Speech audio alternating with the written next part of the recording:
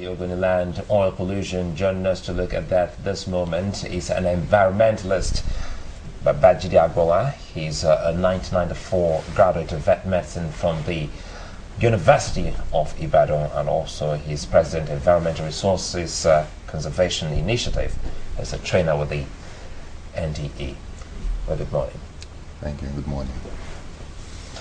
Well, you saw that particular film report of ogoniland as well as other communities, Bodo community. To what extent can we say that affects man and plant as well as other aquatic life? Now, from what we've seen, it has completely destroyed the environment in those areas. But one thing this report shows is that civil society has pointed out that the government in this country has failed to regulate environmental activities, most especially of the oil companies, Shell in particular. Now, with the oil spill, we now know with the reports that everything in the delta, especially ogoniland, has been contaminated. And things have to be put in place to correct this thing.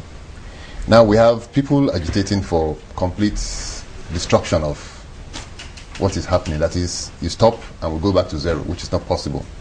So the things that should be done is that people should come together, have one voice, how to tackle this problem, how to resolve what has happened. Shell is like taking the government as a joke, because take for example what happened in the US. The oil spill, immediately the president went there, the senators were acting, the governors involved were already in sight. Here we don't have anything of such, so they're taking us for a ride. In the US, the CEO of Shell was the one speaking. Here they're sending boss boys to talk, which is wrong. That is because the government is not taking it as their priority. As Ms. Brigg said, look at it, senators are on break. With this kind of report, they should be sitting down to look at this kind of report and say, look, this is a people going into extinction because of activities of our... How do you mean extinction? Is that possible? It is very possible, because you cut off their food supply, you destroy their land, you destroy the air. You're having people who are breathing in contaminated air, and give or take, their lifespan reduced to less than 50. Over years, they will definitely go extinct. As a preliminary plan, I mean, they're about to, at some point, the federal government has said they will take responsibility for the cleanup, even though they've asked the United Nations in this case to help them. Would you advocate a total evacuation of the people from that particular land, considering the extent of the devastation that has been done to the environment? To be sincere with you, if that can be possible, that is the first step to solution. But since it can't be possible... Why would it not be possible? If they're being evacuated somewhere where, excuse me, it's comfortable in the meantime, I mean, some, what they call them now, temporary camps, so to speak, so that some land, some restoration can be done to their land. Because if the water, the drinking water has been polluted, the land is polluted, the chances are that the diseases might not exactly affect this generation, possibly their children. Yeah, but the solution can be done in situ. Take, for example, you can put in a world-class water treatment plant in that area that will deal with the water. Now, you're talking of moving the earth around, because you're talking of, give or take, 4 meters thick of pollutants. That's a lot. So maybe in some areas you move the earth out, you replace it, and this can be done with the people in situ. The problem you cause when you're moving people from one location to the other is refugee crisis. So we don't want that to now complicate what is on ground. Look at what we have on the screen. How possible, being an environmentalist, how possible can we really get this back to normal? Is it possible? Yes, it's very possible, because take for example now, with a good oil water treatment plant, this can be eliminated from that particular puddle. And it has been shown that if you have things in place, you can have very bad water going into a cup after going through a when you say you're just looking at that particular puddle, how many water treatment plants do they need to treat all the water bodies or water in Ogoniland? That's what I'm saying. If you have a water treatment plant, that doesn't mean you are going about collecting puddles. No, it's just water for drinking, for use in homes. Okay, let's look at the 30-year plan.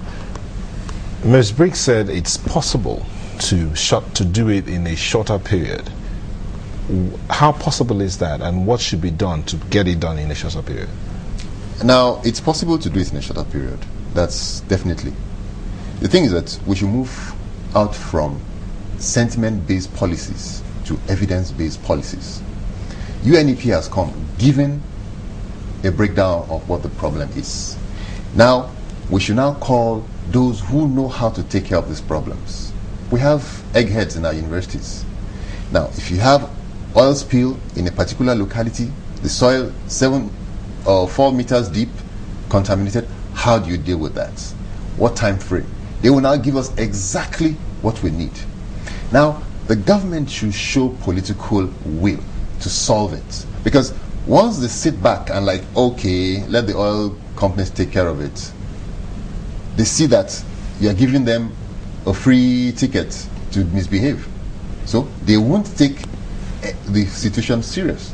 But if policymakers come up concrete, look, this thing is affecting people and this is the evidence.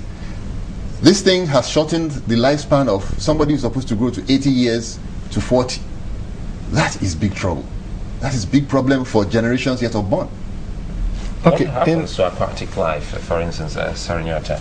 The aquatic life of such streams, rivers we see in the places like that, can it also be restored? Yes, it can be restored, but as of now, it's a very, very bad situation because from what I've seen in those clips, there are no aquatic lives in those places. The fishes are all dead.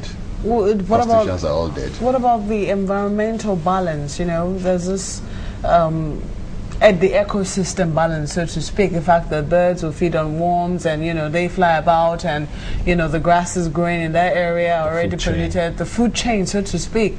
How can it be restored? Is it possible, really?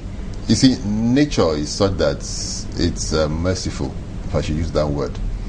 If you stop the problem and you gradually take steps to reverse it, after a while, the birds come back, the plant starts growing, the worms, the insects, they come back.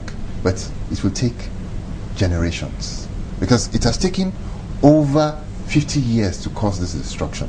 So you don't expect it to be gone in 2-3 years.